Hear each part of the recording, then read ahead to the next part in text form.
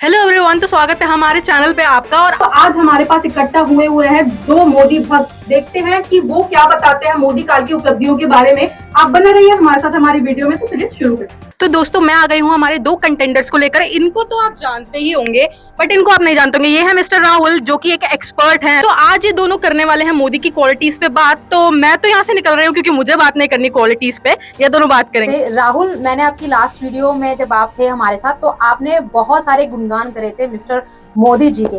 तो मैं आपसे सबसे पहले ये जानना चाहूंगी, क्या आप मुझे मोदी जी की 10 क्वालिटी बता सकते हो कि इन 10 सालों में मोदी ने ऐसा क्या करा है कि लोग उनके नाम से इस बार 400 पार मोदी, ये सब कुछ बहुत कुछ सुनने में आ रहा है। तो ऐसा क्यों है ये सब? सबसे पहले मैं सबको जय श्री राम बोलना चाहूंगा। मतलब इस वर्ड से ही मुझे लग रहा है इन्होंने आधी जनता का तो नहीं, 90% लोगों का दिल जीत ही लिया होगा इन्होंने। नहीं, आई थिंक राम सबके आराध्य हैं तो मैटर करता है सबके मैटर। हाँ, आपने पूछा सवाल कि मोदी की 10 उपलब्धियां, मतलब उनके जो अचीवमेंट्स किए हैं टेन्योर में। तो पहले उन्होंने अचीवमेंट किया है रोड इंफ्रास्ट्रक्चर। वो कितना बेटर बन गया है पिछले 10 सालों में, आप देखेंगे। तो उससे पहले भी था वो, तो आप चेक करेंगे ना। एक्सप्रेसवे देखिए, पहले 2 थे इंडिया में से, अभी 10 बन चुके हैं। अकेले यूपी में 5 है, ठीक है। और अभी एवरेज जो रोड का कंस्ट्रक्शन हो रहा है, पहले 15.5-14 किलोमीटर होता था पर डे, और अभी हो रहा है 31 किलोमीटर पर डे। जो नितिन गडकरी है, जिनको आज के टाइम जो बोलते हैं उनको हाईवे मैन, तो उनके नाम से जाना जाता है उनको। और वो इसलिए एक्सपर्ट हो गए क्योंकि वो कर पा रहे हैं, उनकी मतलब कैपेबिलिटी है। सेकंड पॉइंट, इंडियन रेलवे में आप देखेंगे पहले ये था गंदगी रहती थी दुनिया भर की, लिमिटेड ट्रेन थी, बहुत कम आती थी और काफ़ी क्राउड होता था, रश होता था, मतलब फेस्टिवल सीजन में स्पेशली। अब क्या, वंदे भारत हो गई, राजधानी हो गई, शताब्दी हो गई, और कोई अलग अलग ट्रेन हो गई, जैसे जनशताब्दी हो गई। मतलब ये ऐसी ट्रेन से चलाई जा रही है ताकि रेलवे पे बर्डन कम पड़े। और उसको प्राइवेटाइजेशन करने का भी रीज़न एक ये है कि उसके पीछे मतलब मेनली क्या रीज़न है। देखिए, अब पहले क्या है, लोग कहते हैं सरकारी। अब ये प्राइवेट वाले जो लोग होते हैं साफ सफाई करने वाले, वो आते हैं, वो प्रॉपर साफ सफाई करके जाते हैं। सेकंड अचीवमेंट ये।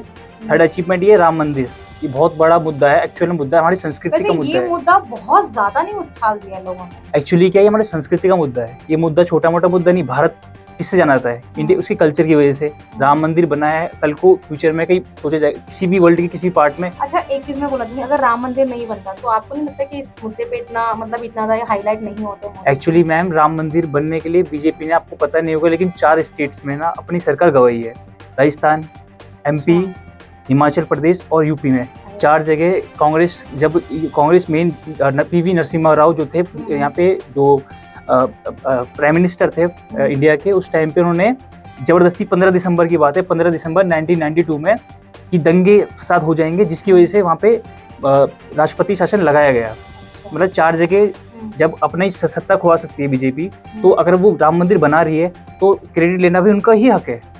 सही बात है कि नहीं है? तो वही रीजन है। तो बीजेपी इसमें अच्छे से जानती है कि कैसे उसकी मार्केटिंग करनी है, कैसे उसको बढ़ाना है। एंड वन मोर थिंग, आप देखेंगे इंडिया की जियो पॉलिटिकल वैल्यू कितनी बढ़ गई आज के टाइम पे। हम लोग, अब देखिए, हम रशिया से क्रूड ऑयल परचेज कर पा रहे हैं, इतने सेंक्शंस लगे पड़े इंडिया में, लेकिन तब भी हम लोग क्रूड ऑयल परचेज कर रहे हैं रशिया से बिना किसी डर के, जबकि हमारा पड़ोसी देश, उसको सोचना पड़ रहा है, अमेरिका का दबाव लेना पड़ रहा है कि कहीं हमारे साथ ये ना हो जाए, कहीं सेंक्शन लगा दे हमारे ऊपर USA। मोदी है तो मुमकिन है, और अब की बार 400 पार निश्चित ही जाएगा, जिस हिसाब से मोदी के काम है, उनका नाम है। आप लक्षद्वीप को बड़ा टारगेट लेके चलिए। अभी लक्षद्वीप को उन्होंने कितना ऊपर कर दिया। और जो हमारा मालदीव, पहले हमारे इंडियन इन्फ्लुएंसर जाया करते थे, बट वो क्राउड कम हो चुका, वहाँ जाता ही नहीं है। आप देखेंगे बहुत बड़ा ह्यूज ड्रॉप आया है, कम से कम 60% ड्रॉप आ चुका है। और क्योंकि मोदी खुद में बहुत बड़ा ब्रांड है, इसलिए मोदी जी तो सही बात। और जिसकी अगर मोदी और ब्रांड है तो वो देश का ब्रांड ही बना रहे हैं, हिसाब से कहीं जाते हैं तो वो। और अभी देखेंगे, अब इलेक्शन होने से पहले ही जो इटली की PM है, जो क्रश जिसको मोदी जी का क्रश बोला जाता है, वो उन्होंने इनवाइट किया कि आप आइए, विजिट करिए हमारी कंट्री में। उनको पता है कि मोदी आएंगे, जब उनको पता है तो विपक्ष को पता होना चाहिए कि मोदी ही आएगा अब की बार। तो मेरी सारी जो जितने व्यूअर्स है, सबसे रिक्वेस्ट है कि आप वोट जरूर करें, और वोट सिर्फ बीजेपी। मतलब आप भी मोदी भक्त हो और लोगों की तरह? हाँ बिल्कुल हूँ, मोदी भक्त। काम किया मोदी ने, इसलिए भक्त हूँ। आपके लिए कौन सा काम किया? मेरे लिए क्या, एज ए यूथ मेरे लिए क्या काम किया? स्टार्टअप में लोगों को जॉब नहीं मिल रही है, मैं तो समोसे तल रहे हैं, पकोड़े तल रहे हैं, तो आपके लिए क्या कर रहे हैं? कौन तल रहा है, मेरे को बताइए कौन तल रहा है? नए यूथ हैं जो जिनको जॉब नहीं मिल रही है, लोग इतने सारे। मैम, आज के टाइम पे तो चाय वाला भी फेमस हो गया है, और वो बड़ा पाव वाली भी फेमस हो गई है। इतनी अपॉर्चुनिटीज है मार्केट में बेचने के बाद भी। ये 2 सटायर तो उन्होंने बहुत अच्छे मारे, ठीक है। और इसके अलावा भी बहुत सारे हैं। बड़ा पाव, छोटा सा बच्चा है 10 साल का जो बड़ा पाव बेच रहा है, वो भी वायरल हो गया।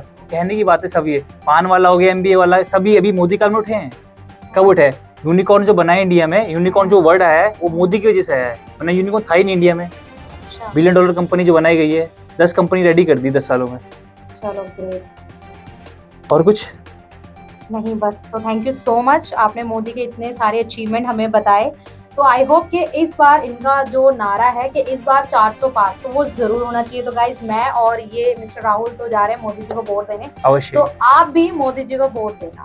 अब की बार 400 पार।